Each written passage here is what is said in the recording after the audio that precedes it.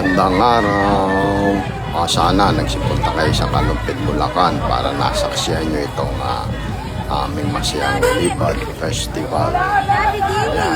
Itong maganap bago ang Libad Festival mula sa aming barangay chapel sa Balongaw, nagpunta sa simbahan, sa parokya, sa poblasyon.